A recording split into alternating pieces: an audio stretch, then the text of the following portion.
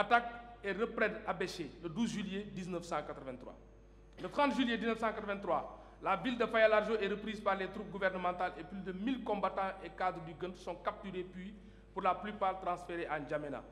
Entendu, le 23 août 2013, au Tchad, Béchir Bichara Dagachen, code D1192, a affirmé la bataille de Faya-Largeau du 30 juillet 1983 était dirigée par Hissène Habré.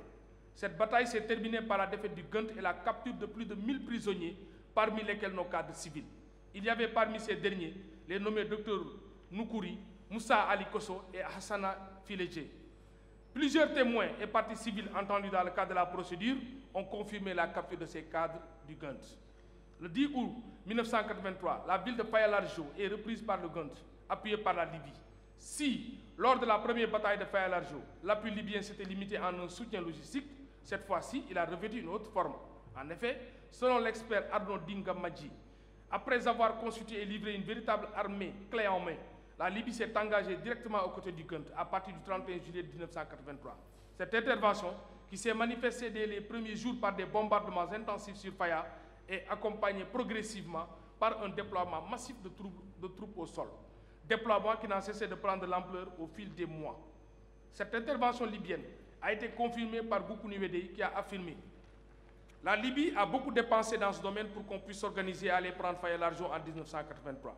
Après, les FAN sont venus nous chasser de Faya et la Libye a encore déployé tous ses moyens en chars et en engins blindés et autres pour venir à notre secours. Même l'aviation a été pleinement engagée pour pilonner les FAN à Faya. Donc, on a pu reprendre Faya. Il a également souligné qu'après la reprise de Faya, les Libyens ont déployé une force importante pour la reprise de Faya. Le 10 août 1983, la France, en soutien au régime de Hissène Habré, va déployer sur le territoire tchadien l'opération dite Manta, une opération dont la mission est le maintien de la paix par la mise en place d'une ligne défensive au sud de Faya-Largeau, 15e parallèle, pour éviter l'affrontement entre les FANT et les forces du GUNT soutenues par la Libye. En février 1986, une nouvelle offensive est lancée par le GUNT dans 3 directions à travers la ligne rouge: Kouba-Oulanga au sud de Korotoro, Chalouba à l'est et le poste de Zigué à l'ouest. Selon l'expert historique, les combats sur ces 3 fronts ont pris fin à la mi-février par la défaite des assaillants. L'expert a également relevé que malgré le déploiement de l'opération Épervier par la France, d'autres combats ont eu lieu entre les FANT et l'ANL.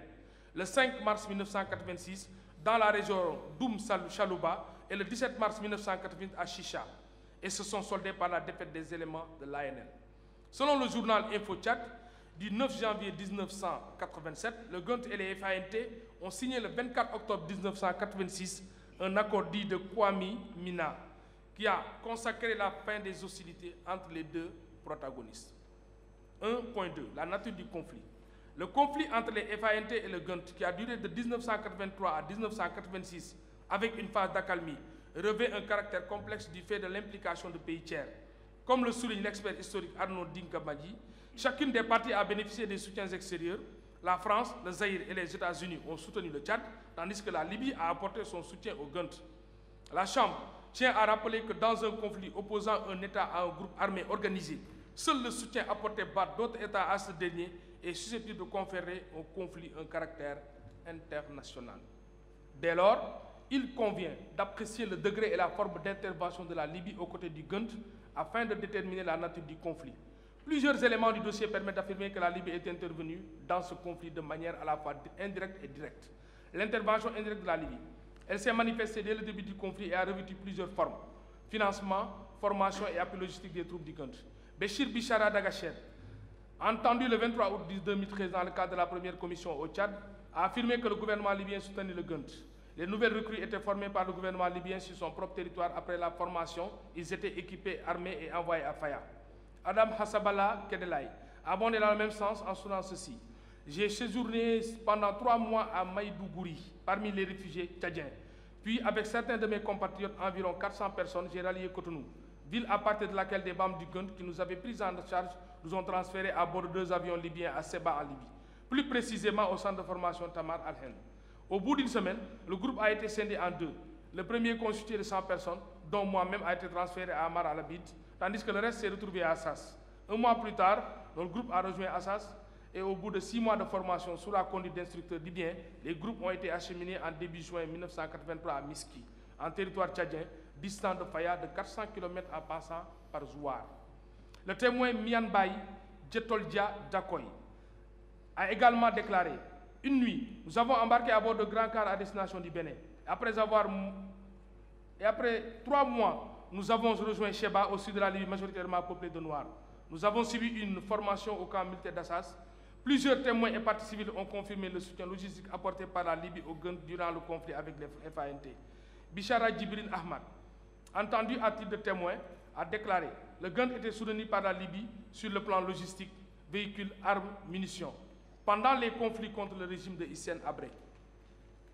Dans le journal Jeune Afrique numéro 1177 du 27 juillet 1983, Cheikh Ibn Oumar, ministre de la Défense du Gun, reconnaissait que le mouvement dépendait militairement et idéologiquement de la Libye. Planification et supervision des opérations. Au-delà de ces formes de soutien précitées, la Chambre relève également que la Libye intervenait dans la planification des opérations. Le journal Jeune Afrique précité relevait à la page 27 que les grandes décisions pendant la campagne nécessitaient l'aval des Libyens. Le journal résumait l'intervention libyenne en ces termes. Certes, elle arme, nourrit et rémunère les combattants. Elle assure la logistique depuis Cheba. 3 gros porteurs, Hercule C-130 et 3 Fokker, tous pilotés par des Libyens, font des va-et-vient quotidiens. Une cinquantaine de conseillers libyens spécialistes de transmission notamment sont aux côtés du Gun. Supervise toute l'opération un connaisseur des affaires tchadiennes, le colonel Meswat, gouverneur de Fezzan et neveu par alliance de Goukouni Wede. L'intervention directe de la Libye. À partir de juillet 1983, la Libye est intervenue directement dans le conflit opposant les FANT au Gun. Selon l'expert, prenant prétexte sur les aides zaïroises, françaises et américaines, la Libye, qui jusque-là s'est abstenue d'intervenir directement, franchit le Rubicon. Dès le 31 juillet, le colonel ordonne à son armée d'intervenir. La ville de Faya-Largeau est alors intensément pilonnée par air et par terre pendant plusieurs jours. Ce déluge de feu contraint les FANT à évacuer la ville pour se déployer au sud de Salal. Il a en outre précisé que cette intervention, qui s'est manifestée dès les premiers jours par des bombardements intensifs sur Faya, est accompagnée par un déploiement massif de troupes au sol. Déploiement qui n'a cessé de prendre de l'ampleur au fil des mois. Il est difficile de donner un chiffre exact car il n'a jamais été communiqué officiellement par Tripoli. Il va sans dire qu'il est de l'ordre de plusieurs milliers, comprenant des soldats de l'armée régulière libyenne et des soldats de la Légion islamique. Pour bien prendre la mesure de ces interventions de la Libye, il convient de les mettre en rapport avec les visées expansionnistes de ce pays sur le Tchad. Les visées expansionnistes de la Libye. Je demande la parole, s'il vous plaît.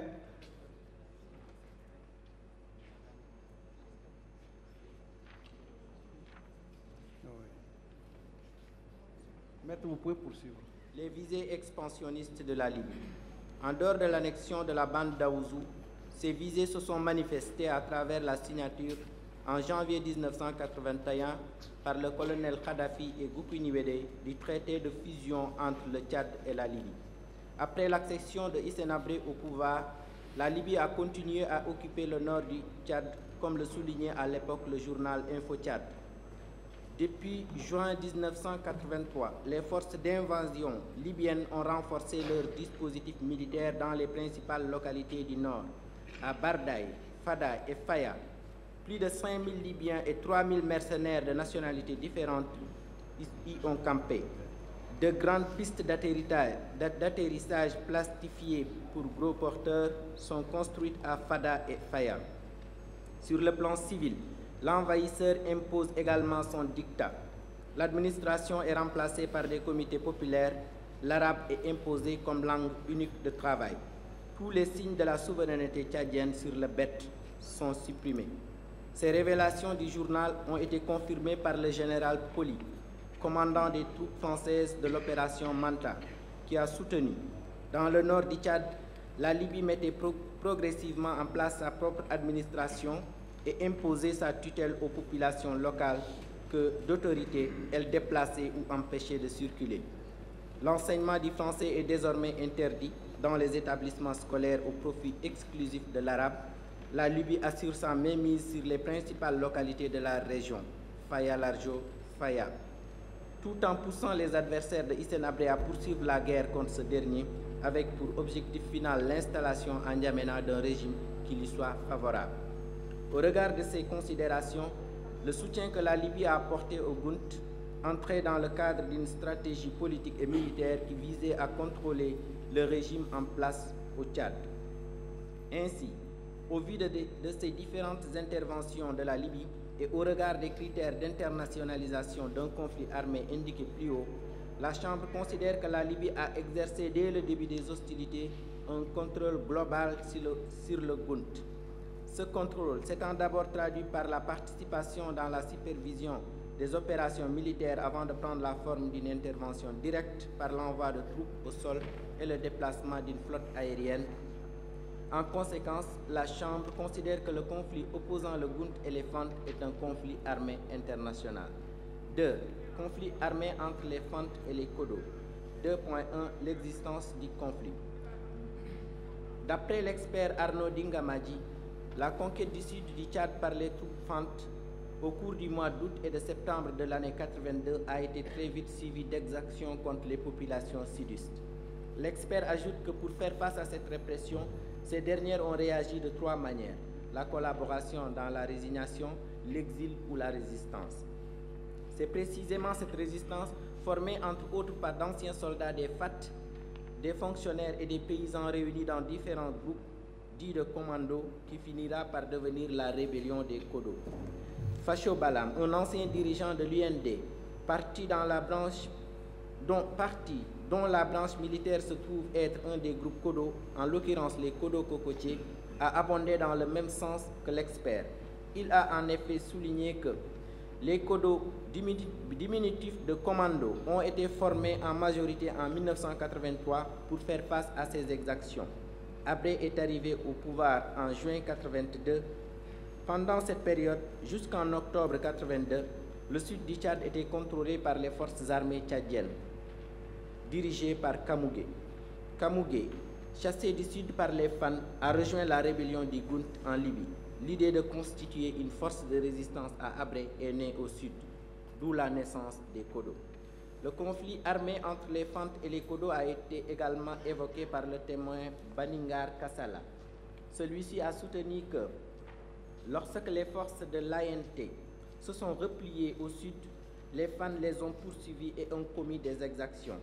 C'est ainsi que les populations se sont enfuies en brousse pour former des mouvements de résistance. Lors d'une précédente audition, le même témoin avait précisé les positions des différents groupes Kodo en ces termes. Les Kodo verts étaient commandés par Koulengar et avaient pour zone d'intervention le Logone oriental et le Logone occidental. Les Kodo cocotiers occupaient la zone d'Ilaï, Tandjilé et le Mayo-Kébi. Les Kodo rouges étaient basés dans le Moyen Chari sous la direction de Tokino-Pierre. Les Kodo buffs étaient aux alentours de Sar sous la direction de Alastra. Goumang Bagir, ancien sous-préfet de Béré, a affirmé que le Kodo était constitué de militaires en rébellion et d'autres personnes appartenant au corps paramilitaire, dont les douaniers, tous issus du Sud. 2.2. La nature du conflit. Après avoir visé et qualifié dans son réquisitoire introductif le conflit opposant les Fantes au Kodo de conflit armé non international, le ministère public a, dans son réquisitoire définitif, qualifié ces faits de troubles internes avec comme conséquence l'inapplicabilité de l'article 3 commun. La Chambre considère cependant, au vu des éléments 6 décrits, que le conflit ayant opposé les Fantes au Kodo est un conflit armé non international. En effet, il convient de rappeler que pour être qualifié de conflit armé non international, un conflit doit réunir les critères suivants: degré d'intensité du conflit apprécié en fonction des indices indiqués plus haut, caractère organisé du ou des groupements armés. C'est donc à l'aune de ces deux critères que la Chambre va apprécier la nature du conflit armé ayant opposé les Fantes au Kodo. Intensité du conflit. Selon l'expert Arnaud Dingamadji, le conflit armé entre les Fantes et les Kodo a débuté en janvier 1983 et a pris fin en janvier 1987 avec les derniers ralliements des Kodo. Il ressort des témoignages recueillis que malgré la faiblesse de leur armement, les Kodo ont opposé une vive résistance aux fentes, au point que le gouvernement tchadien a dû recourir à l'aide du gouvernement centrafricain et au contingent français. Ainsi, Baningar Kassala a affirmé que la résistance des Kodo a été très forte, car ils avaient l'avantage de mieux connaître le terrain. Les Kodo procédaient par embuscade et disparaissaient dans la nature. Comme les fentes ne connaissaient pas le terrain, elles subissaient de lourdes pertes et, en guise de représailles, elles déversaient leur colère sur les populations. Abondant dans le même sens, le témoin Facho Balam a souligné par exemple que les combats de Bailly et du pont Carole, qui se sont déroulés successivement en 83 et 84, ont entraîné de grosses pertes du côté de l'ennemi et ont permis de récupérer des armes et du matériel de communication. Ces déclarations sont confirmées par une correspondante du Bureau de renseignement militaire numéro 2, retrouvée dans les archives de la DDS et estampillée secret confidentiel. Dans la dite correspondance, en date du 30 novembre 1983, il est indiqué ceci. Selon notre source, en retour d'une mission dans le canton Kouvalté, dans la sous-préfecture de Bongor, lequel nous rapporte ce qui suit.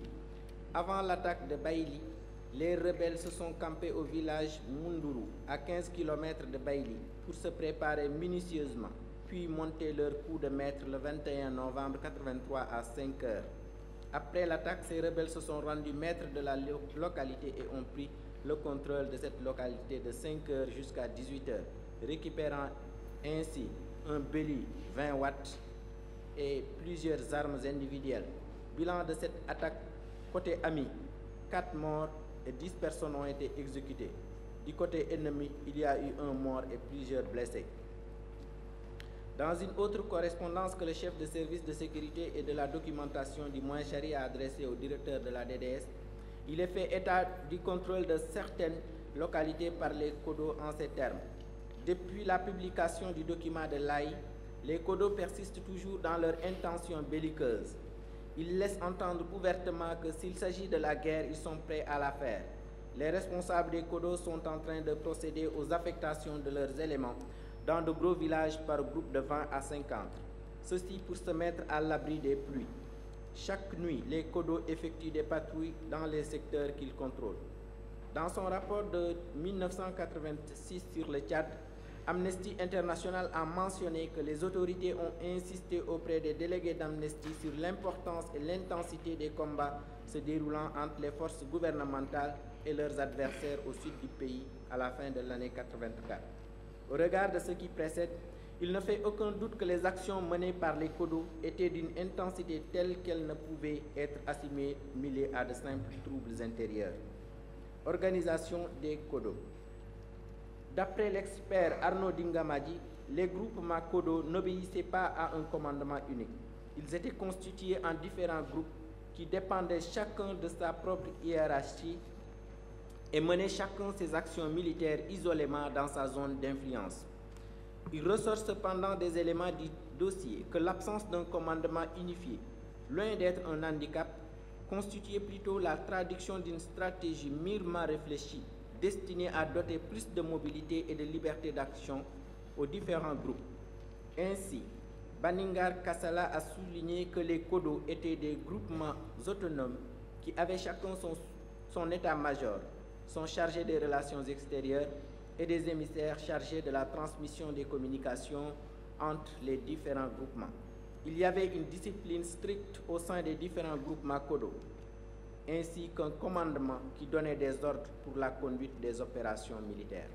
En définitive, la Chambre estime, au regard de la durée du conflit, 4 ans, des forces engagées de part et d'autre, du caractère organisé et hiérarchisé des groupes Kodo, ainsi que des pertes que les Kodo faisaient subir aux Fantes, que le conflit armé ayant opposé les Fantes aux Kodo présente toutes les caractéristiques d'un CANI. 3. Conflit armé entre le Tchad et la Libye. Dans son réquisitoire introductif, le ministère public avait visé et qualifié le conflit opposant la Libye au Tchad de conflit armé international. Dans le procès verbal d'interrogatoire de première comparution, ces faits ont également été visés au titre de crimes de guerre. Dès lors, La Chambre estime nécessaire de statuer sur ces faits en examinant les éléments qui corroborent l'existence de ce conflit armé et qui permettent de déterminer sa nature juridique. 3.1. L'existence du conflit. Comme indiqué plus haut, les troupes libyennes ont été présentes sur le territoire tchadien aux côtés du GUNT dès 1983. Mais à partir de 1986, plus précisément après la signature de l'accord dit de Koimi-Mina du 24 octobre 1986, elles se sont retrouvées seules face au Tchad.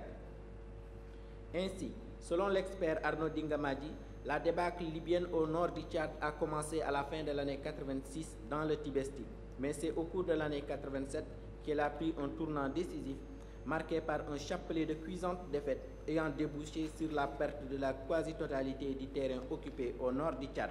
Cette déroute a été rendue possible grâce à une armée tchadienne réorganisée, suffisamment équipée et bien commandée. Les Fantes ont ainsi porté leur première attaque contre les troupes libyennes le 2 janvier 1987.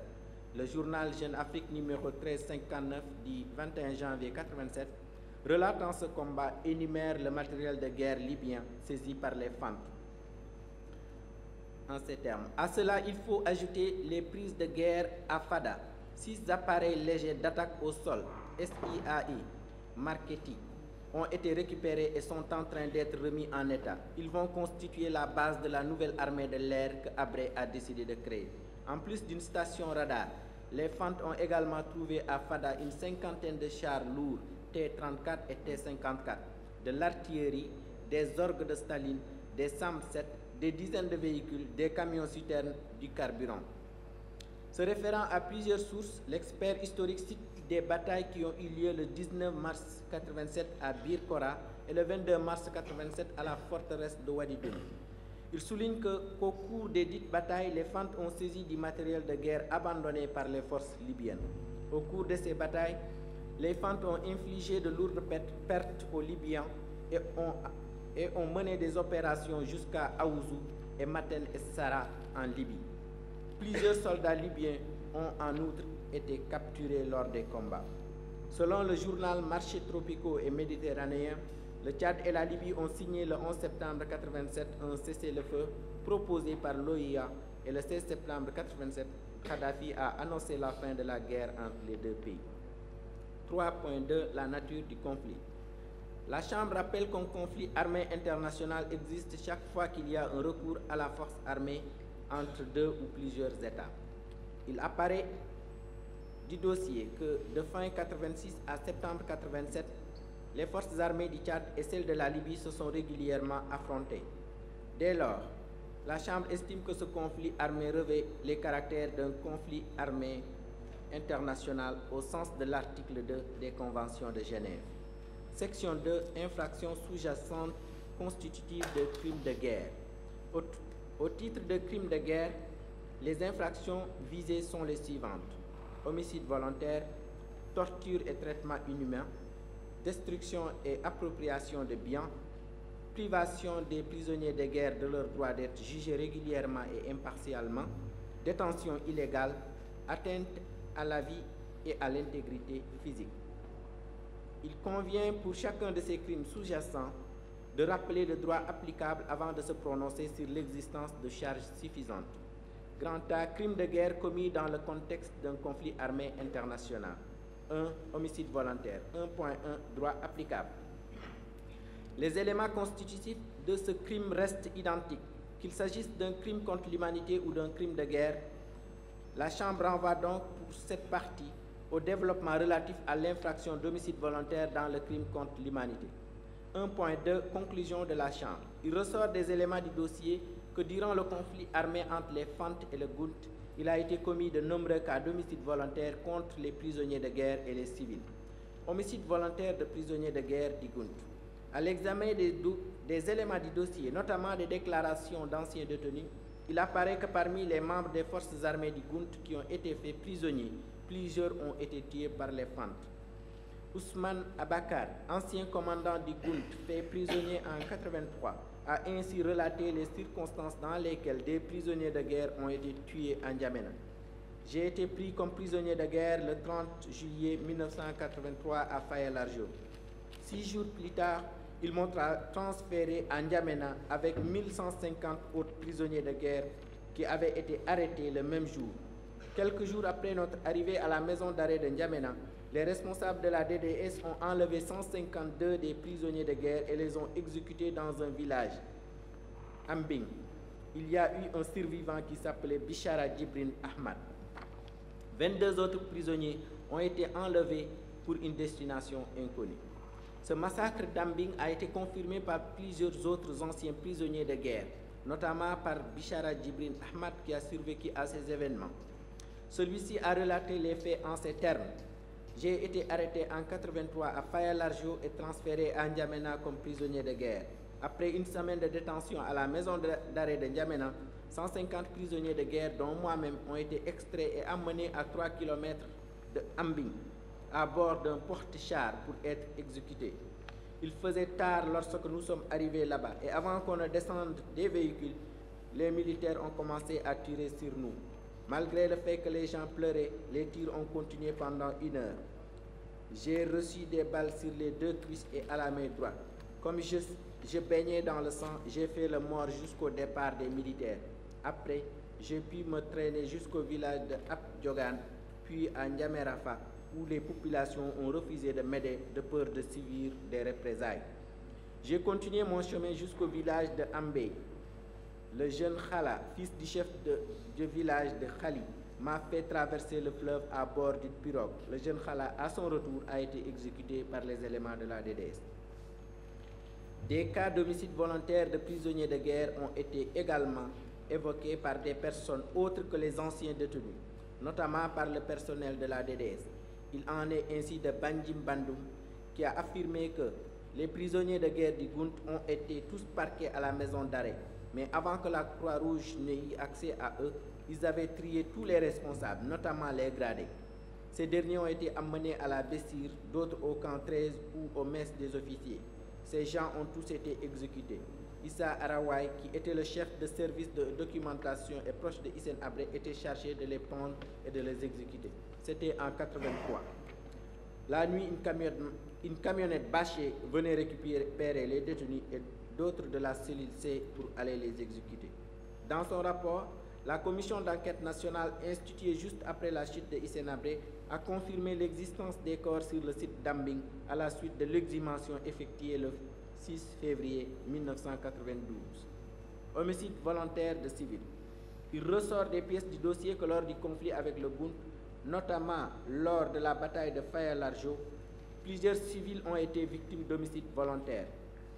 Plusieurs anciens prisonniers de guerre ont évoqué la disparition des cadres du Gunt à la suite de la bataille de Faya-Largeau.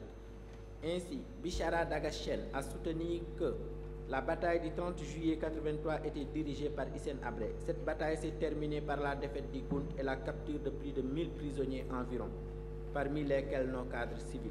Il y avait parmi ces derniers les nommés Dr Nukuri, Moussa Ali Kosso et Hassana Filedje.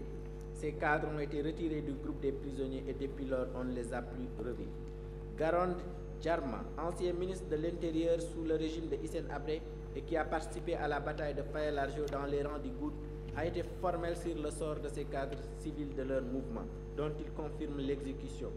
Hissène Habré a occupé Faya en juillet 1983 et on l'a repris le 10 août 1983. À notre retour, ces éléments nous ont montré où étaient exécutées les personnalités civiles et d'autres gens. Les ministres de Goukeni, dont Mahamad Nour Adama, ministre des Affaires étrangères, Mohamed Saleh Abdel, ministre de l'Intérieur, Mohamed Oumar Kabrala, ex-ministre de l'Intérieur, Hehamir Torna, secrétaire d'État aux Finances, Oudouma Tchombi, Mohamed Hamid, chef de protocole du président Goukeni, se sont réunis chez une femme gorane.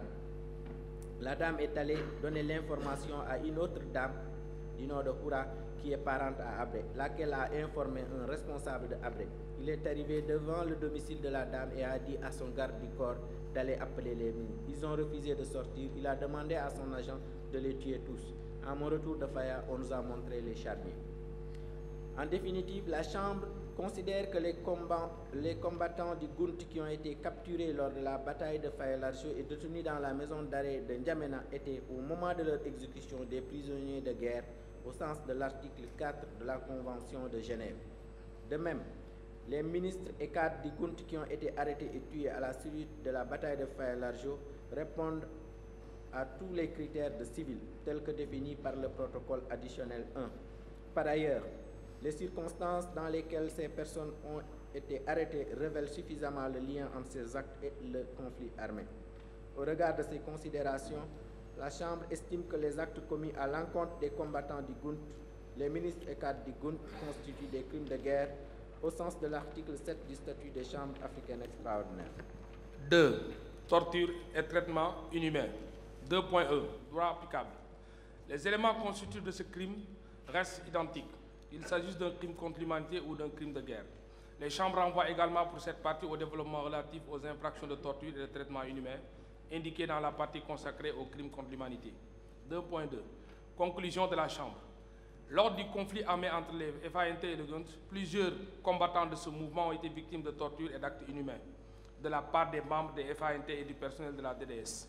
Le premier indice révélateur de cette volonté de maltraiter est le fait qu'un grand nombre de prisonniers de guerre étaient détenus, non pas à la maison d'arrêt de N'Djamena, mais dans les locaux de la DDS.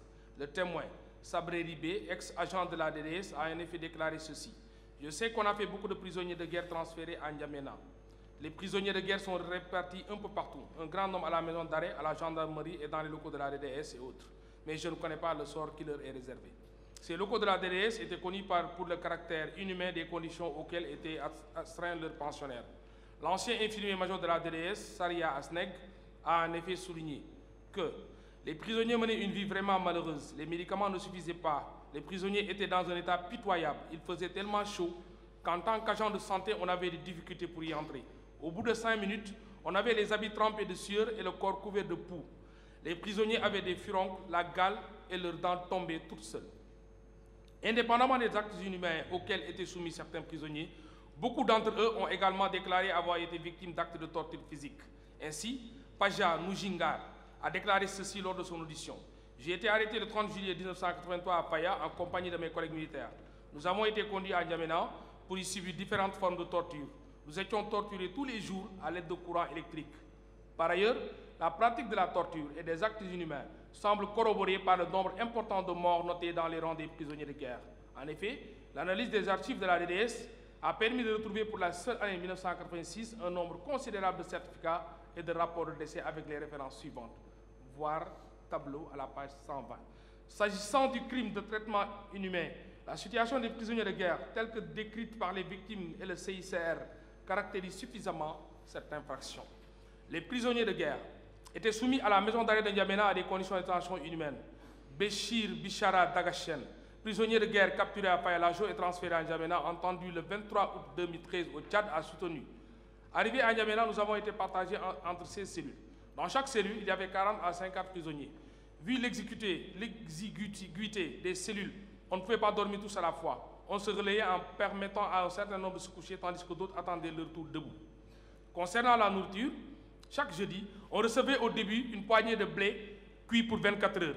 Par la suite, on nous donnait du mil rouge à la place du blé, toujours pour la même durée. Cette ration journalière a été supprimée et il arrivait qu'on reste 3 à 4 jours sans manger, sous prétexte que le véhicule qui devait acheminer les sacs de céréales était en panne. On nous donnait quand même une petite quantité d'eau à chaque fois que de besoin. Bichara Djibrin Ahmad, combattant du GUNT, capturé aussi à Faya, a déclaré à propos des conditions de détention à la prison de N'Djamena. Nous étions entassés par centaines dans des cellules exiguës et nous étions privés d'eau et d'aliments. Après 3 jours de détention, on nous donnait une poignée de sorgho rouge et une petite quantité d'eau à titre de nourriture.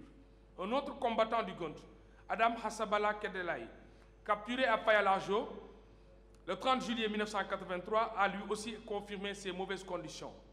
Nous étions 35 dans la cellule 35, d'une dimension de 3 mètres sur 4. L'endroit était si exigu que pour nous faire de l'espace, au moment où certains étaient assis, les jambes recroquevillées, d'autres se mettaient debout et au bout de 2 heures, les rôles étaient inversés. La chaleur était si forte que la sueur qui venait de notre corps constituait des plaques. Notre alimentation était essentiellement constituée de sorgho à moitié bouilli. Il nous est arrivé de rester 11 jours sans alimentation. Je précise qu'il y avait souvent des verres dans le sorgho qui nous étaient servis. L'eau ne nous était pas servie. Nous profitions des sorties qui n'étaient pas quotidiennes pour nous approvisionner en eau dans de petites cuvettes appelées koros. Toutes ces affirmations sont corroborées par les constatations du CICR. En effet, son rapport intitulé « Visite du CICR à la maison d'arrêt de N'Djamena, mars 1984 » est daté du 31 mars 1984. Cet organisme évoque les problèmes liés à la surpopulation, l'absence d'hygiène, la sous-alimentation généralisée et la carence en soins médicaux. Il souligne que la combinaison de ces facteurs a causé une situation critique pour ce qui concerne la santé des prisonniers. Plus de la moitié d'entre eux doivent qualifier de gravement malades. Plus de la moitié d'entre eux étaient qualifiés de gravement malades. 160 prisonniers se trouvent dans un état gravissime. 22 ont été mis à l'écart car considérés comme perdus. 28 cas de décès ont été rapportés pour les 2 mois précédents. Les combattants du GUNT, qui ont été ainsi arrêtés et soumis à la torture en cours de détention, étaient manifestement hors de combat au moment de la commission de ces faits. Ils bénéficient donc à ce titre des dispositions protectrices prévues pour les prisonniers de guerre, conformément à l'article 7 du statut des chambres africaines extraordinaires. 3. Destruction et appropriation de biens. Après avoir visé cette infraction dans son réquisitoire introductif, le ministère public a omis de s'y prononcer dans son réquisitoire définitif. Cette infraction ayant été visée dans le procès verbal de première comparution, la Chambre estime dès lors nécessaire d'y statuer. 3.e. Droit applicable. Au terme de l'article 7-1 du statut susvisé, constitue également un crime de guerre la destruction et l'appropriation de biens non justifiés par des nécessités militaires et exécutés sur une grande échelle de façon illicite et arbitraire. Cette disposition trouve son origine dans une règle du droit coutumier international qui a été codifiée dans le règlement de la Haye, ainsi que dans les premières, deuxième et quatrième conventions de Genève. Pour être établi, le crime d'appropriation de biens suppose l'existence de quelques éléments d'ordre matériel et intentionnel. Les biens, objets du crime, doivent appartenir à des individus ou à des entités membres des forces ennemies ou qui se sont ralliés à celles-ci. L'auteur de l'appropriation doit avoir pris possession du bien. Il doit également avoir agi dans l'intention de spolier l'ennemi et à des fins privées ou personnelles. 3.2. Conclusion de la Chambre. Il ressort des éléments du dossier que, parmi les personnes arrêtées, nombreux ont vu leur maison pillée et même confisquée. Selon plusieurs témoins entendus, cette confiscation des biens était systématiquement pratiquée et se faisait sur l'ordre des autorités supérieures. Ainsi, le témoin Abdelaziz Philippe a soutenu que, après arrestation, on confisquait les biens matériels des gens arrêtés et ces biens étaient entreposés à la direction générale de la DDS. Les maisons des gens arrêtés sont occupées par des militaires et les salaires des gens arrêtés sont bloqués. Le témoin, Saleh Batraki, qui a été directeur adjoint de la DDS entre 1983 et 1984, a abondé dans le même sens en soutenant que, quand on arrêtait les gens, on confisquait également leurs biens sur les ordres du président. Les maisons étaient affectées aux militaires gradés, de même que les véhicules. Les mobiliers de ces maisons étaient confisqués au profit des responsables de l'époque. De même, dans le cadre de son audition par la Commission nationale d'enquête, Mahamad Djibril El Djonto a soutenu que, quand le président ordonne d'arrêter quelqu'un, il nous dit de tout ramasser chez lui. Je fais l'inventaire et je lui transmets, et chaque fois les éléments de la SP viennent avec des bons signés du président pour prendre des vidéos des tapis.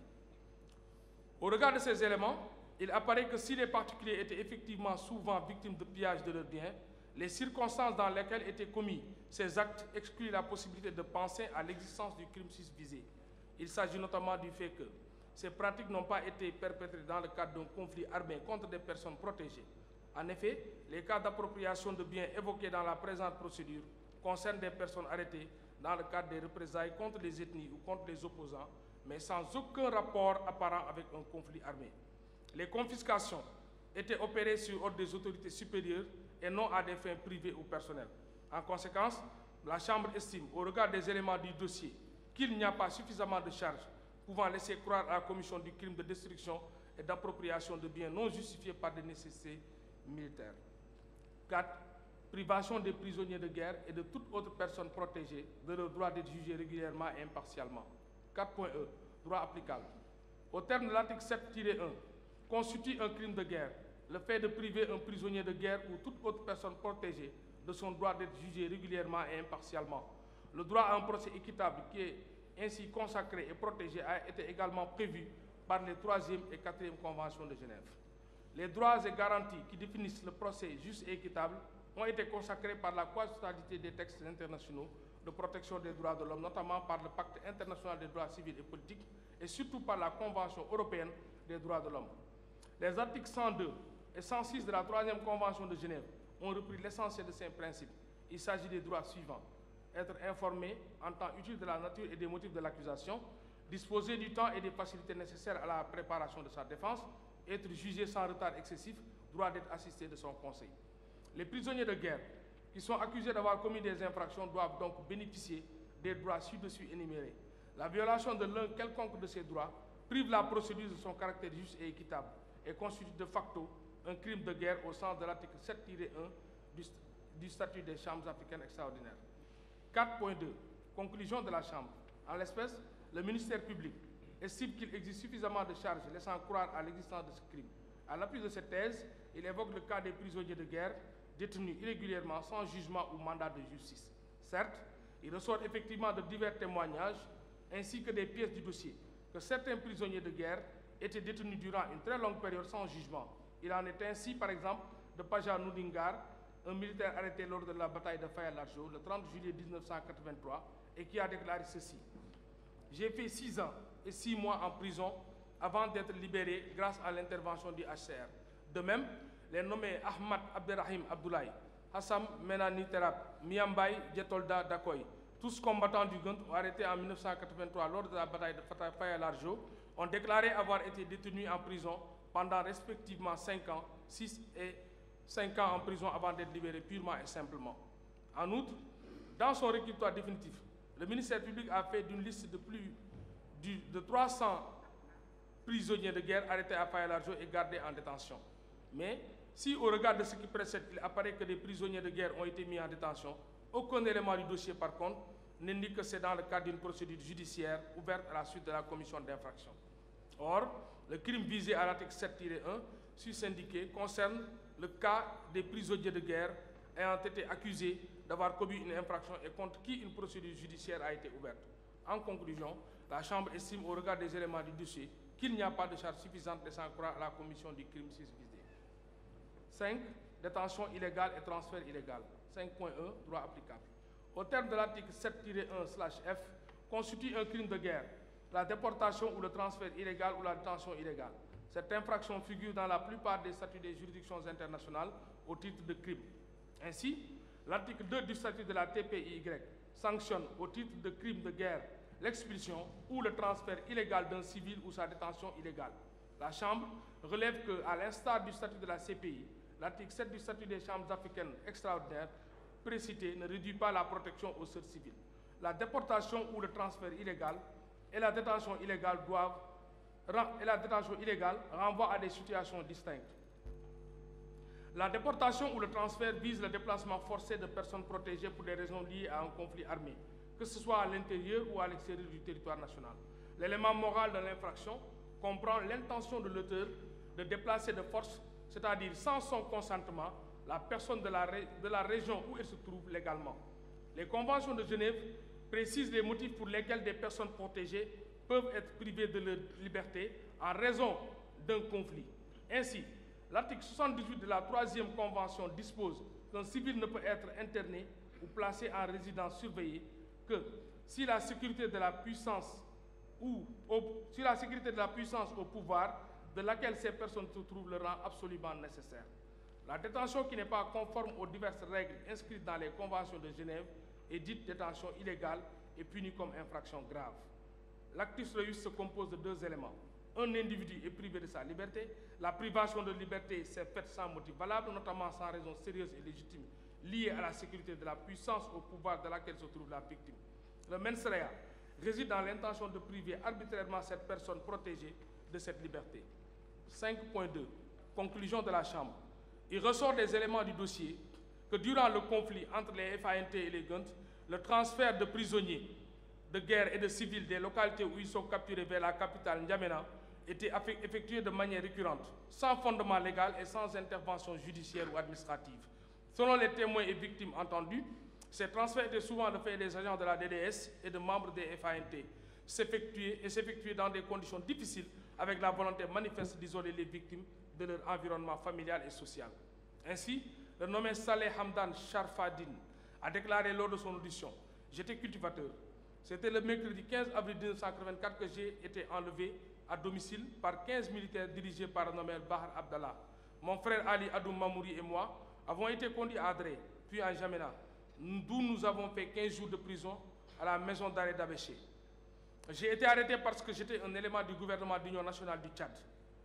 J'ai passé 27 mois en prison et ma libération avait été conditionnée par un message numéro 252 envoyé par Pierre Tokino.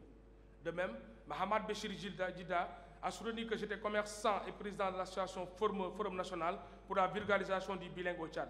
J'ai été arrêté le 8 avril 1983 à 3h10 par l'ex-directeur des renseignements généraux Issa Idriss et ses éléments qui m'avaient mis aux prisons au CA3.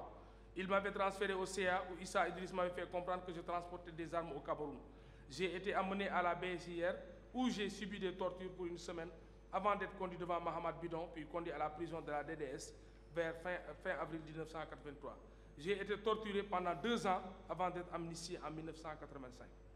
Plusieurs autres parties civiles et témoins ont corroboré ces faits de détention et de transfert de prisonniers de guerre, notamment ceux effectués après la bataille de Faya-Largeau du 30 juillet 1983, où plus de 1000 combattants avaient été capturés et transférés à N'Djamena. B. Crime de guerre commis dans le contexte d'un conflit armé non intentionnel. Atteinte à la vie et à l'intégrité physique. 1. Droit applicable. Les infractions visées sous cette appellation renvoient aux crimes de meurtre, d'exécution sommaire et de torture. Étant donné que la définition de ces crimes ne varie pas, qu'il s'agisse du crime de guerre ou du crime contre l'humanité, la Chambre renvoie pour leurs éléments constitutifs au développement consacré à ces infractions dans la partie relative aux crimes contre l'humanité. 2. Conclusion de la Chambre. Il ressort des éléments du dossier que dans le cadre du conflit armé contre les FANT et les Kodo, des crimes constitutifs d'atteinte à la vie ont été commis tant à l'encontre des combattants Kodo que des civils. Atteinte à la vie des Kodo. Parmi les personnes entendues, plusieurs ont fait état de meurtre et d'exécution sommaire de combattants Kodo à un moment où ils avaient déposé les armes. Il en est ainsi du témoin Banjim Bandoum qui a affirmé que les Kodo de Del ainsi que les Kodo de Dili ainsi que les autres attendaient avec leurs familles sur les sites de regroupement que leur salaire soit versé. Mais le problème est que le gouvernement voulait que les Kodo embarquent pour leurs nouvelles affectations sans leur verser leur salaire. Après les négociations, Hissène Habré a désigné une délégation militaire chargée de prendre la suite des civils pour assurer l'exécution des dispositions militaires des accords. La situation était bloquée. La délégation militaire a finalement indiqué aux Kodo de se regrouper vers le 7 ou 9 septembre pour recevoir enfin leur salaire. Mais le jour dit, ce sont des militaires qui sont venus à bord de Toyota et ont tiré sur les Kodo, leurs familles et le personnel de la ferme. S'agissant des exécutants, ce sont les militaires des FANT. Le témoin Maïna Djibé, Laoukura, a confirmé les déclarations de Banjim Bandoum. Il a en effet soutenu ceci. J'ai assisté à une scène de tuerie entre le 7 et le 9 septembre 1984. Suite à des négociations politiques, les Kodo avaient accepté de se regrouper dans la ferme de Djelil pour procéder à des ralliements dans les rangs des FANT et à la démobilisation des invalides qui devaient percevoir une prime de 60 000 francs. La cérémonie devait avoir lieu le 17 septembre 1984. Ce jour-là, aux environs de 11h45, la ferme a été envahie par les FANT. Les militaires avaient demandé aux fonctionnaires en service dans la ferme de les rejoindre. Devant leur réticence, ils ont tiré et les agents étaient obligés d'entrer dans leur bureau. Certains ont été tués, parmi lesquels Alamadji, le chef de la ferme, Bondaï Laoumaï, le chef du personnel, Léondo Elisson Dakobey, Nathanul, observateur, Djeki Lambert Elisson, son fils, et sa femme, Nodjouangomel Myriam, Banyo Kondo Adoum, secrétaire fermier, Ngar Amnoji, Chang et Belingar Etienne, responsable de la production. En dehors de ces personnes, beaucoup de Kodo et d'habitants de Dili ont été également tués. Le massacre de Dili a été également confirmé par plusieurs victimes, dont entre autres Geri Djibaï Tlengebe. Ce dernier soutient que son frère Ala Ramadaï Ningibé a été tué lors de ce massacre dans les circonstances suivantes. C'était en septembre 1984, il y avait une cérémonie de ralliement des Kodo. Mon frère étant chef de ferme, le préfet l'avait confié à la cérémonie. Lors de la cérémonie, la force gouvernementale de l'époque a ouvert le feu sur eux. Mon grand frère n'était pas atteint, mais fuyant pour se réfugier dans son bureau, les militaires l'ont poursuivi et l'ont extrait de son bureau avant de le tuer. Ces exécutions sont également confirmées par les conclusions du rapport d'expertise anthropologique réalisé par les experts de l'EAF commis par la Chambre d'instruction. Il ressort en effet du rapport que les travaux d'exhumation effectués sur le site de la ferme de Déli ont permis de retrouver 21 corps, dont 9 dans une seule fosse commune, à l'exception de 3 corps dont le sexe n'a pu être déterminé avec précision. Tous ont été identifiés comme étant de sexe masculin et âgés en moins de 30 à 50 ans, ce qui corrobore la version des témoins qui soutiennent que ce sont pour l'essentiel des hommes, combattants Kodo et dirigeants de la ferme qui ont été tués. L'expertise médico-légale a permis en outre de constater sur la plupart de ces ossements des traumatismes et des fractures dus à l'impact de projectiles d'armes à feu. L'analyse balistique a également permis d'identifier certains des objectifs associés au corps comme étant des cartouches de calibre 62.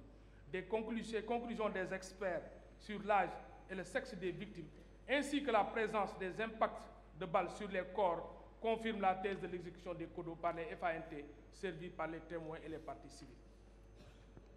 Atteinte à la vie des civils. Plusieurs témoins ont également souligné la fréquence des tueries commises sur les civils dans le contexte de la lutte menée par le pouvoir de N'Djamena contre les Kodo. Il en est ainsi de Maningar Kassala, qui a déclaré ceci. En 1984, je me trouvais à Kiabé, au sud. Une mission de la DDS est venue de Sar, composée de Gihini Kore, Guélé et Khalil Djibrine, à la suite de la rébellion des Kodo. Une fois arrivés, ils ont procédé à des arrestations des personnes suivantes: Baba Traoré, Laokoura, Marc, tenancier d'un bar, lieutenant Mouaba, docteur Ndem de la société Sucrerie, Issa Tatara, Bokam Botonde, commandant de brigade de Sar, Ngarte Bay François, commissaire de police, Torinan, gendarme, Miskin aide de camp de Kodo Tokino, Djabou Ganda, commerçant, Kaya Doumbay. Toutes ces personnes ont été conduites vers le cimetière de Doyoba pour être exécutées vers Kemdere. Dans le même ordre d'idée, le témoin Facho Balam a déclaré que les exactions commises au sud pendant la période dite Septembre Noir se traduisent essentiellement par des massacres sans discrimination des populations. Les militaires, dirigés à l'époque par Idriss Déby comme commandant en chef des FAN, et Mahamat Itno, son frère, ministre de l'Intérieur, regroupaient les villageois sur la place publique et leur tiraient dessus. Il s'agissait ainsi de couper la base de ravitaillement des Kodo qui évoluaient en forêt. Dena Osso Umdagar a également déclaré à propos du meurtre de son père. C'était le 2 août 1983, pendant que mon père était à Tapti, pour se recueillir auprès de la tombe de son grand frère, que les militaires étaient venus à bord d'un véhicule. Ils ont pourchassé la population du dit village et mon père a été rattrapé avant d'être tué. Le but recherché par les auteurs, à mon avis, c'est à cause de la présence de la rébellion appelée Kodo qui sillonnait la zone de Doba. L'exécution sommaire de ces populations sudistes est évoquée dans une correspondance que le sous-préfet de Moïsala a adressée au préfet du Moinchari. Le sous-préfet y communique la liste de 68 personnes habitant les villages de Djola 2 et Djola 3 tuées par les forces gouvernementales venant de Koumra. La Chambre fait observer qu'au moment de la commission de ces crimes, les civils, tout comme les combattants Kodo, ne participaient pas directement aux hostilités et qu'ils étaient donc des personnes protégées au sens des dispositions de l'article 3 commun aux conventions de Genève. Ainsi, les meurtres et exécutions commis à leur encontre sont constitutifs de l'infraction d'atteinte portée à la vie, telle que prévue du statut. Torture. Plusieurs victimes et témoins ont fait état de cas de torture qu'auraient subi les combattants Kodo et les populations civiles du sud du Tchad. Ainsi, Kaiwa Nadji a déclaré: le 17 septembre 1984, les militaires de Issenabré sont arrivés dans notre village, Malare Goussi, vers 19h30. Ils ont arrêté 6 personnes, y compris moi-même, pour nous amener au bord du fleuve à 8 km du village. Les personnes arrêtées sont Kassiré Djibkere, Weibigé Bissa, Marakaye, Kali Souan, Ayandé Tirtois et moi-même. Quant à moi, ils m'ont donné un coup de machette au cou avant de partir. Ils nous ont d'abord attaché les bras au dos pour nous torturer. De même, Laou Bondé Nekebe a affirmé que, en octobre 1982, les éléments de la DDS se sont installés à la radio demandant à la population qui avait fui de rentrer pour la collaboration. Toutefois, les personnes qui ont répondu favorablement ont été appréhendées, ensuite torturées. Durant leur arrestation, on les faisait sortir chaque matin pour les interroger et certains d'entre eux, dont John Doudia et Masbi, qui étaient des gendarmes, ont rendu l'âme. Au regard de ces éléments, il apparaît que les victimes de ces cas de torture étaient toutes, au moment des faits, des personnes protégées, en ce sens qu'elles ne prenaient pas part aux hostilités. Les actes commis à leur encontre sont donc constitutifs de l'infraction d'atteinte à l'intégrité physique prévue par l'article 7-2A du statut des chambres africaines extraordinaires. Chapitre 3. Crimes de torture. Section 1. Droit applicable. Grand A. Les dispositions de l'article 8 du statut des chambres africaines extraordinaires. Le statut des chambres africaines extraordinaires a adopté la définition de la torture telle qu'elle résulte de l'article 4 de la Convention contre la torture et les peines ou traitements cruels, inhumains ou dégradants de 1984. L'article 8 est rédigé comme suit. Aux fins du présent statut, le terme torture désigne tout acte par lequel une douleur ou des souffrances aiguës, physiques ou mentales sont intentionnellement infligées à une personne aux fins notamment d'obtenir d'elle ou d'une tierce personne des renseignements ou des aveux, de la punir d'un acte qu'elle a ou une tierce personne a commis ou est soupçonnée d'avoir commis, de l'intimider ou de faire pression sur une tierce personne ou pour tout autre motif fondé sur une forme de discrimination, quelle qu'elle soit, lorsqu'une telle douleur ou de telles souffrances sont infligées par un agent de la fonction publique ou toute autre personne agissant à titre officiel ou à son instigation ou avec son consentement exprès ou tacite. Ce terme ne s'étend pas à la douleur ou aux souffrances résultant uniquement de sanctions légitimes, inhérentes à ces sanctions ou occasionnées par elles. Aucune circonstance exceptionnelle, quelle qu'elle soit, qu'il s'agisse de l'état de guerre ou de menace de guerre, d'instabilité politique intérieure ou de tout autre état d'exception, ne peut être invoquée pour justifier la torture. Cette définition est à tout point identique à celle prévue par la Convention contre la torture du 10 décembre 1984. Il est important de relever que la Convention contre la torture n'est, pour l'essentiel, que la codification de la Déclaration sur la torture de 1975 qui a été adoptée presque dans les mêmes termes par l'Assemblée générale des Nations unies le 9 décembre 1975 dans sa résolution finale 3452. Ainsi, la Chambre considère, comme l'a du reste admis le TPIY dans l'affaire Delalich et consorts, que cette définition de la torture n'a fait que traduire un consensus représentatif du droit coutumier. Compte tenu de l'antériorité de cette coutume par rapport à la période visée dans la présente espèce, la Chambre estime que la définition peut valablement servir de base légale pour l'appréciation des faits de l'espèce. Dans certaines juridictions, il peut arriver que pour des raisons spécifiques liées au droit applicable, la définition de la torture retenue ne soit pas la même. C'est par exemple le cas de la CPI, dont le statut prévoit pour les crimes contre l'humanité une définition de la torture qui exclut l'élément relatif à la qualité officielle de l'auteur de l'acte de torture.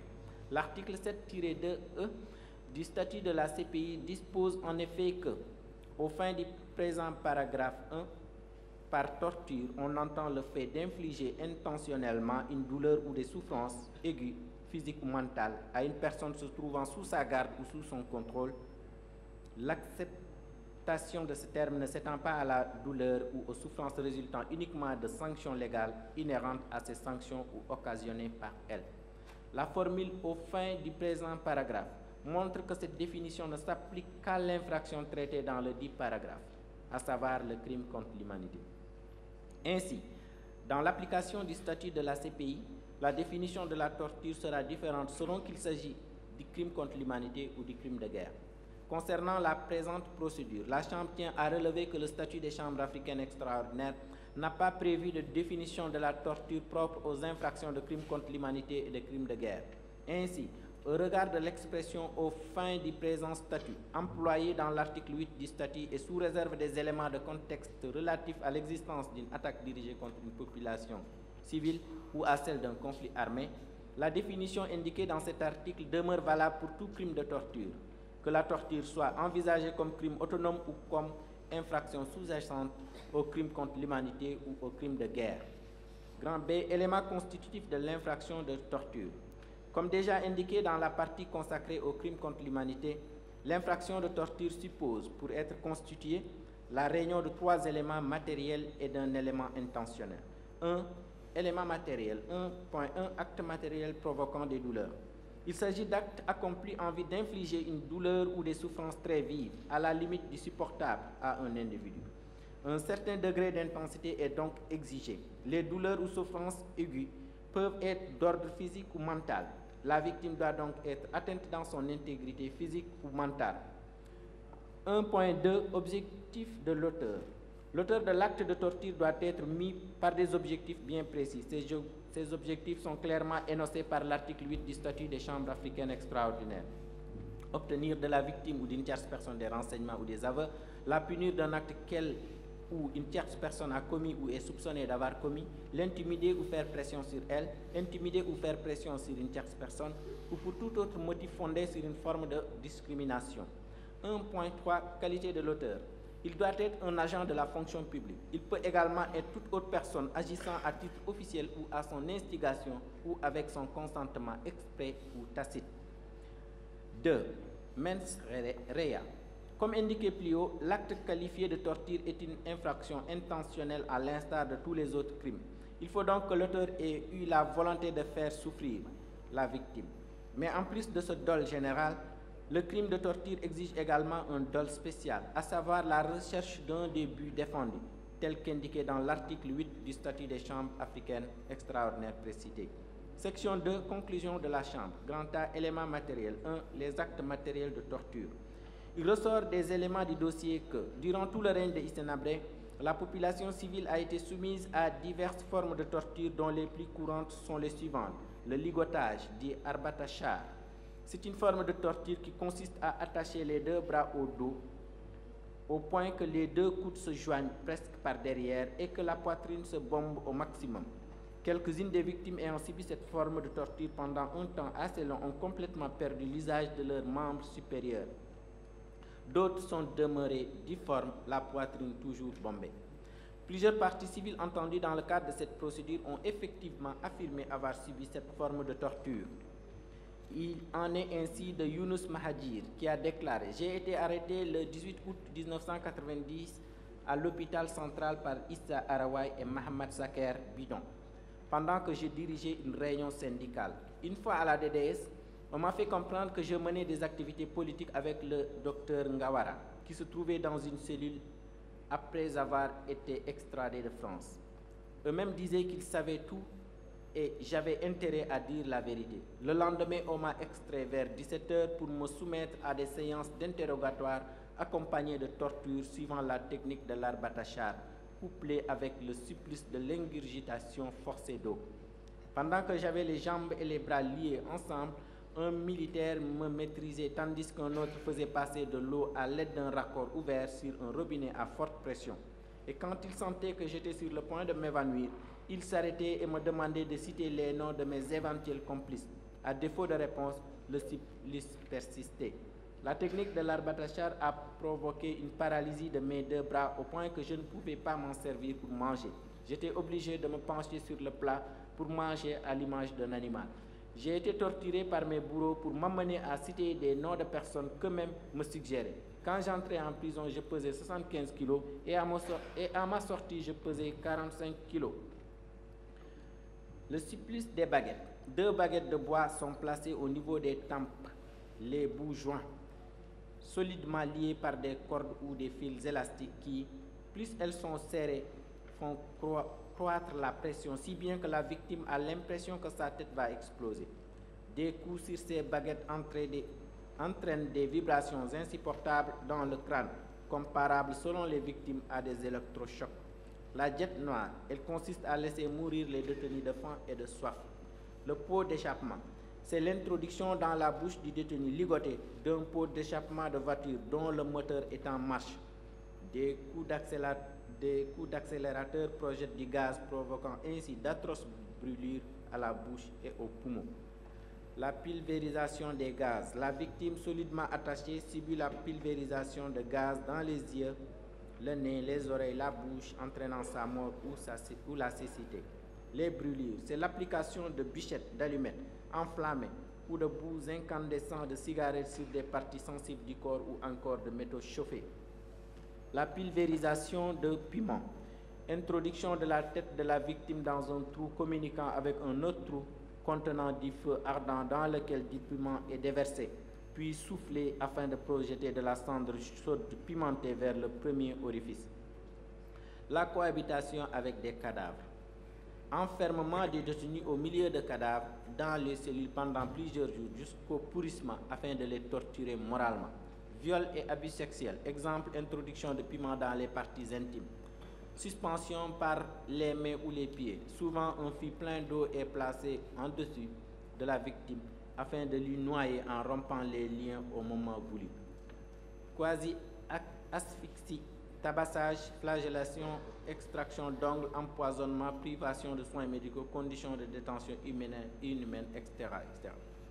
L'ingurgitation forcée d'eau. La victime solidement ligotée est couchée sur le dos, la bouche grande ouverte dans laquelle une énorme quantité d'eau est déversée, la forçant à l'avaler souvent jusqu'à l'évanouissement. Parfois, un agent se tient debout sur son ventre ou on y pose un pneu. Le nommé Mohamed Gadaya a ainsi expliqué cette forme de torture en ces termes. En effet, je suis commerçant résident à N'Djamena depuis 1979. En 1988, j'ai été interpellé par les éléments de la DDS à 1h du matin et conduit à la présidence au motif que je convoyais les Libyens chaque jour pour les amener à Maldoum Abbas qui était en rébellion. J'ai été attaché à la méthode dite Arbatachar. Ils m'ont ensuite mis un sac plastique à la tête. Ils me versaient de l'eau dans l'intestin à l'aide d'un tuyau pour m'amener à dénoncer mes complices. Ma réponse était toujours négative. J'étais torturé et électrocuté pendant 1 heure de temps dans le but d'arracher la vérité de moi. Mais ma réponse était toujours négative et immuable. Après avoir subi cet exercice musclé, ils m'ont conduit au camp des martyrs dans une cellule. C'est où j'étais malade et couché pendant 3 semaines sans soins. Décharge électrique. Cette forme de torture consiste à administrer à la victime des décharges électriques sur les parties sensibles du corps. Au regard des éléments du dossier, il semble que c'est l'une des formes de torture les plus fréquemment pratiquées. Lors de son audition devant la chambre d'instruction, Ginette Ngarbay est revenue sur cette forme de torture qu'elle dit avoir subie en déclarant « J'ai été arrêté le 16 janvier 1985 à N'Djamena par Sabré Ribé, un gendarme détaché à la DDS, au motif que j'étais en intelligence avec les opposants, précisément Kamougué. Pendant mon séjour dans les locaux de la DDS, je subissais des tortures. J'y ai subi des décharges électriques qui me plongeaient dans l'inconscience. Pendant 1 semaine, j'ai suivi ce calvaire. Je subissais ces tortures de la part d'Issa Arawai, un responsable de la DDS, et Goukini, sans autre précision. Comme motif de mon arrestation, on a avancé ma proximité avec Kamougué. J'ai été remise en liberté en février 1987 sans qu'on m'en donne les motifs. On m'a simplement dit la prison est finie, partez et ne répétez plus ce que vous avez fait. Souffrance mentale. Plusieurs victimes ont soutenu avoir fait l'objet de torture morale de la part des agents de la DDS. Il en est ainsi de Nassour Kaltouma Suleiman, qui, en plus des actes de flagellation et de décharges électriques, a déclaré avoir subi une torture morale par le biais de son fils. Je suis détenu Zagawa. J'ai été arrêté le 5 mai 1989 à Tiné avec mon fils Abdoulaye Ahmad Abakar, âgé de 5 mois, par un chef militaire dénommé Berdey Loni, qui me soupçonnait de porter assistance aux rebelles du MPS, notamment par la fourniture de médicaments. Après avoir passé la nuit à Iriba, une localité proche de Tiné, j'ai été transféré le lendemain à N'Djamena par voie aérienne pour être remise à Mahamad Saker Bidon. Ce même jour, aux environs de 22 heures, j'ai été conduite à bord d'une 404 bâchée dans une prison souterraine avec mon enfant. À 3 reprises, j'ai été extraite de la cellule pour être interrogée ailleurs, dans un bureau, les bras attachés derrière le dos, avec en plus des séances de flagellation avec un fil électrique. En dehors de Mahamad Bidon, et d'Abba Moussa, je ne connais pas les autres personnes qui ont participé à ces séances d'interrogatoire. Mon fils était soumis aux conditions de détention. Du reste, ses pleurs n'étaient pas tolérés par Mohamed Bidon, qui menaçait d'exploser la tête avec son pistolet au cas où il recommencerait à pleurer ou traînerait dans la cour. Cumul de formes de torture. Il ressort également des déclarations des victimes et des témoins qu'il arrivait souvent que plusieurs de ces formes de torture soient pratiquées sur la même personne. C'est le cas par exemple de Naïb Dalou, qui s'est expliqué en ces termes. J'ai été arrêté le 18 juin 1983 à N'Djamena, plus précisément à la police judiciaire par le directeur de cette institution, à l'époque Touka Aliki. J'ai été extrait de la cellule pour être conduit au bâtiment de la ST dans l'enceinte du commissariat central où j'ai subi des interrogatoires. Ils m'ont posé la question suivante. Libyen, dis-nous la vérité sur ce qui a provoqué ton arrestation. Ils m'ont dit qu'ils connaissaient le montant de l'argent débloqué par Kadhafi pour faire le coup d'État. Ils m'ont demandé de citer les noms des officiers impliqués dans ce coup d'État.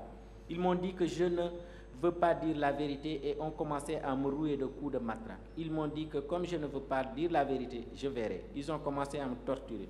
Un pneu de véhicule est mis à la poitrine et un autre à la jambe sur lesquels 3 personnes sont assises avant de me mettre de l'eau à la bouche et au nez. Après cette torture, ils m'ont demandé si je reconnaissais les faits. À ma réponse négative, leur chef a demandé de maintenir les pneus mais de changer de système. Ce système consiste à mettre une braise au niveau de la cheville et la fumée sort de ma bouche et de ma narine pendant une vingtaine de minutes. Ne pouvant supporter cela, je me suis évanoui. Après cela, la question m'a été posée, mais j'ai gardé ma position. Le chef a demandé d'utiliser la méthode du briquet. Ainsi, ils ont plaqué le briquet allumé sur le tibia, ce qui a produit les effets de la précédente méthode pendant 20 minutes. À la fin, l'instruction a été donnée de me ramener au violon.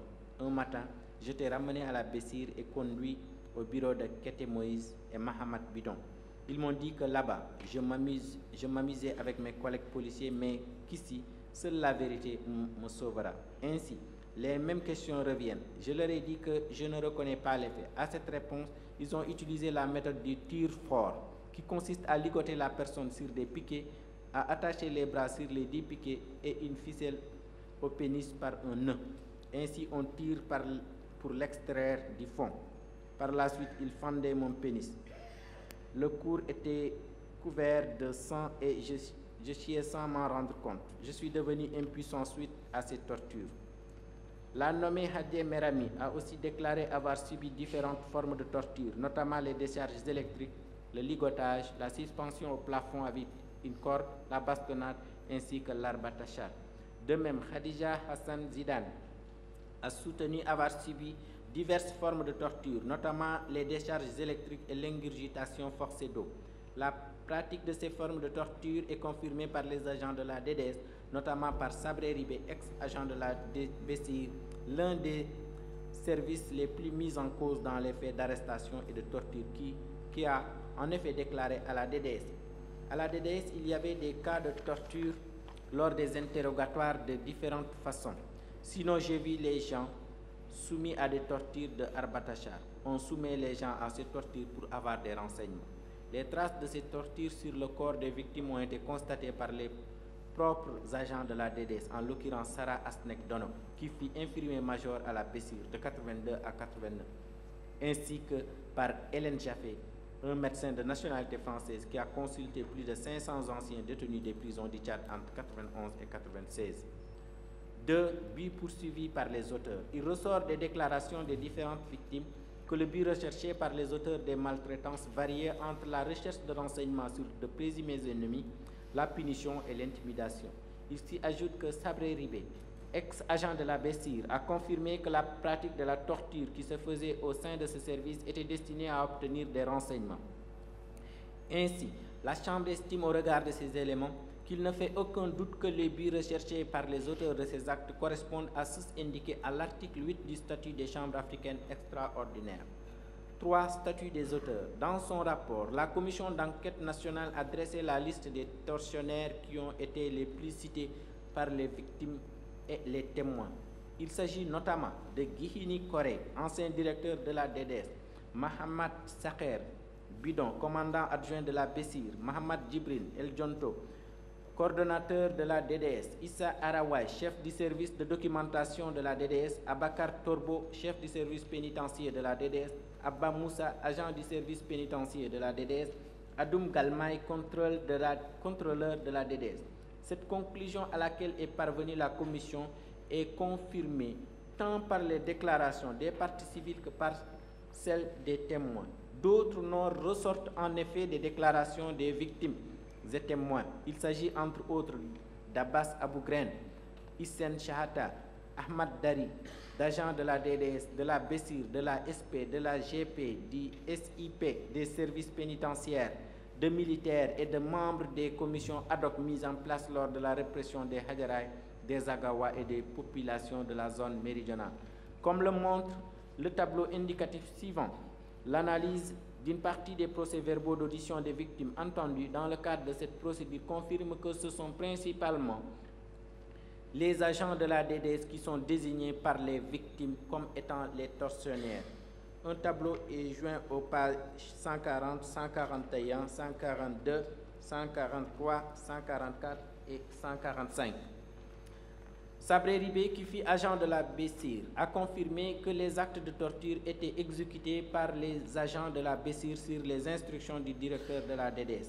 Bandjoum Bandoum, qui a été également agent de la BESIR entre 83 et 85, avant d'occuper le poste de chef de service de documentation de la DDS, a abondé dans le même sens en soulignant que les tortures étaient pratiquées par les agents de la BESIR.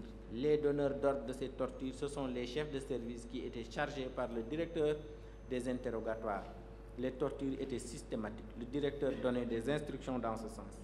Ainsi, il apparaît évident, au regard des fonctions occupées par les présumés tortionnaires et l'existence d'ordre reçus de leur hiérarchie de la DDS, que les auteurs des actes incriminés agissaient à titre officiel. B. Mens rea.